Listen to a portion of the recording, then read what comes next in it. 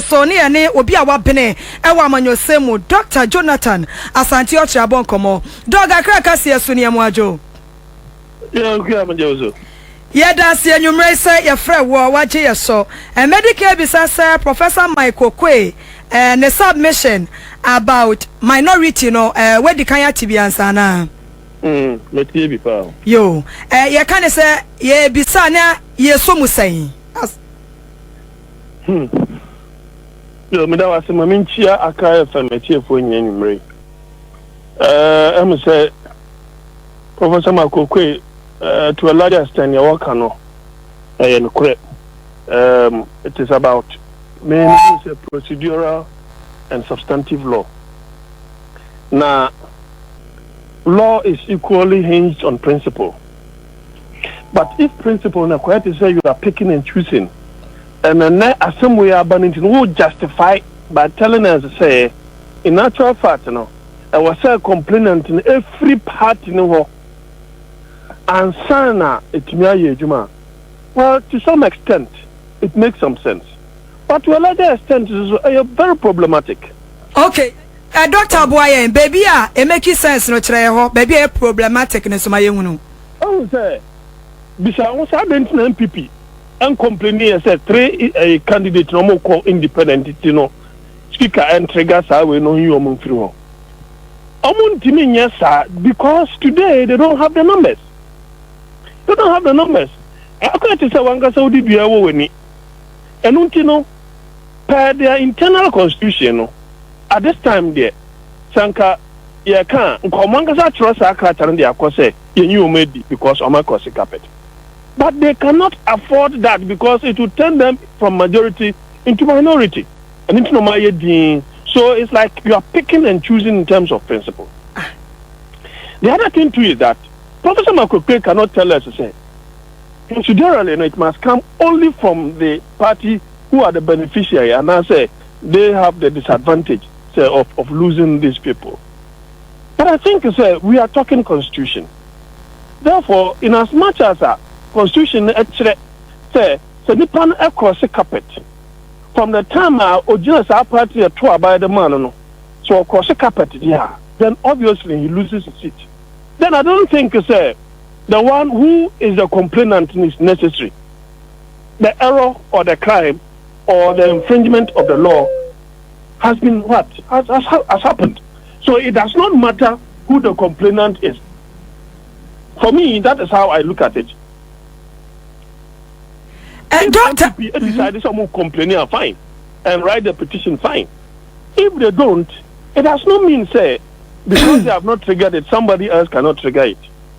So this issue of quorum, say I can't say quorum, yeah, Supreme Court, Nipa no what UPSA, it's like Abdullah Justice or something on that.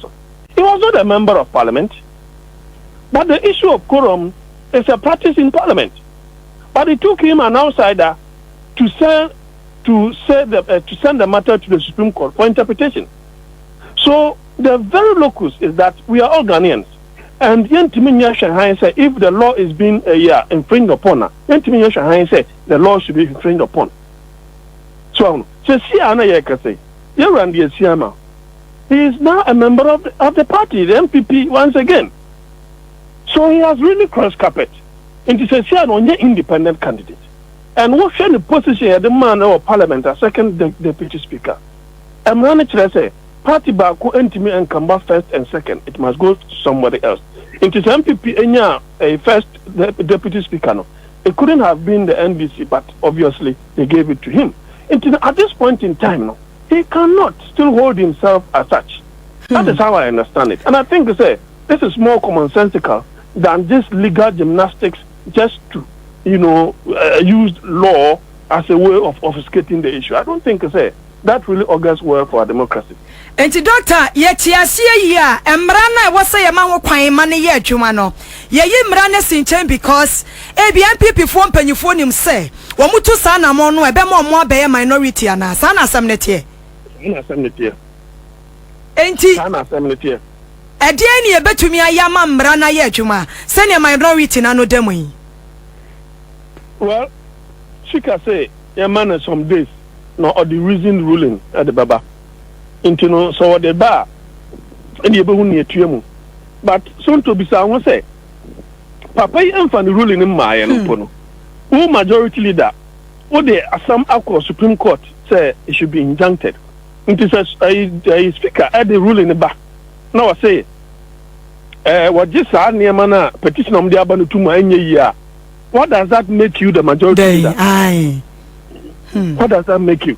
So if and yes bia I didn't put away team nanya papa. Because so train my speaker ruling. So ruling us are then you can seek one from the Supreme Court. But at this time you have run ahead of yourself. And I think I said that mischief ought to be cured. It was very wrong move on his part. And I think I said it was out of bad faith.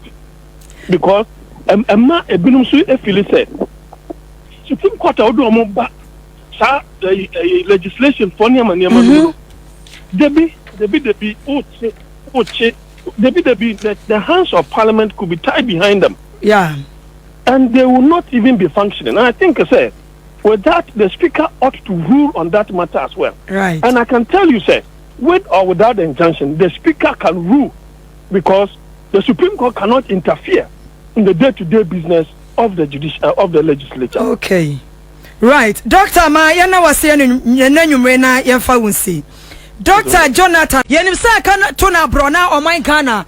Ya kwa aba December bosome ne da toso enso esi ade obi ani abre amanyoko bebre no ani abre wana awekosi agan wo mu nyina ani abre nya asem ketwa na enkan komra nyina no vice presidential candidate Edmund this amanyoko no Professor Jena no poku acheman ena etre se abeda yanimu ayekwoto no enye se bia amanyoko bia sa keke na wose yeto aba edema sa amanyoko no ade e wose da Ghana this year nyina akoma so e wose ye fa na hiasem eye empuntio se yetumi prim puntio my Ghana ebetumi akonanim ebetumi ayefe na ye krabehwe na sabire aye wo mu yo my Ghana ye pa ye ho aye hunu yasem aye de tare na wai yesi ana apa no nema yesi wantan eti ye pansesa ye pa de a yenim se ndisi amanyo ko na ye bi pen wo ma be ye bia me hunu empuntu djuma de we like tala yi we like wo mu de bi begu apono so pa ka hu bi no my Ghana yetumi adum pempen so yi eti wasa da sa batu ada ye nimo no yen kai ndisi amanyo ko no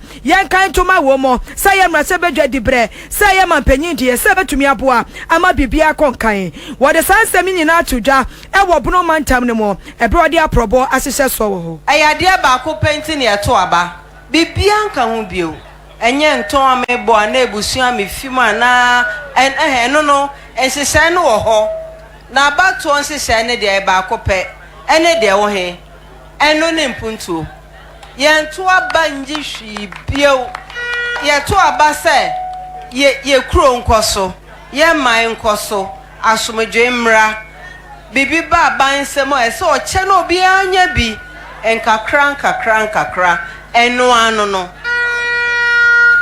assembly man kan ne krata no eno ma no obisa na nananum obisa ensio ana na sabe nananum nsaka ensio no a so obi anu bi ana nananum pe ente sanankane anu obi abeso bi ana ena school no mu bisa no so obi abetimi akomu bi eno ne amambu papa eno ne nsempa ye denam ehu sadia NDC bu na ban ensio ho party be no de ba party be no de nsio ba party be no de yaresa bia ba na school so ena akwan so airport apapa bi asomdwe mapa nenti si enim sadia anti na ha de moto ma ba no sadia moto no Professor Jena no poku ajemayama na so hwa no wotre se hwe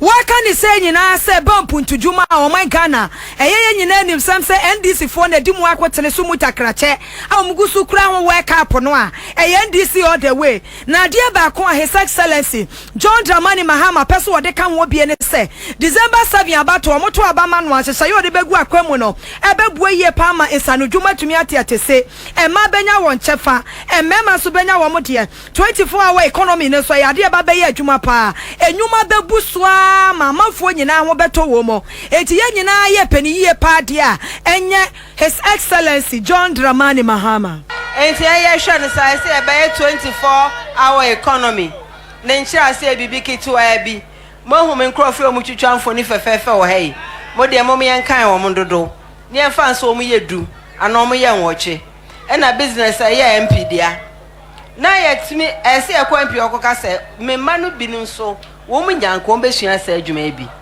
na wo beji wo ma na o si o me cameras na sha wo mtimi eho na me hwe na me deje nkwara no yesi enti cameras no aban to bi ka ho ma anasa aban ma obosi a eda fom na ade to cameras ni bia wo betimi age me ma ni bia ka ho ana ebede na okase onye wom sawa hu enti wenu mo pon anopa na another set nso abawia wom so mo pon eso bia pon no okofia enfidie no a ewo ho no enfidie na nkofie o enfidie no su kofia na enfidie ndi wom tena ho enti adan ne emfa nhihye papa mma na enfidie no te ho no a edwumayefo no kofie no yemma enfidie no ensan fa dom ne bi nka ho enti ka oni so betetu ane ne beka akosi ewieye no eho de ebe hu se na nko ofa nipa du ene wafa nipa eduasa say hu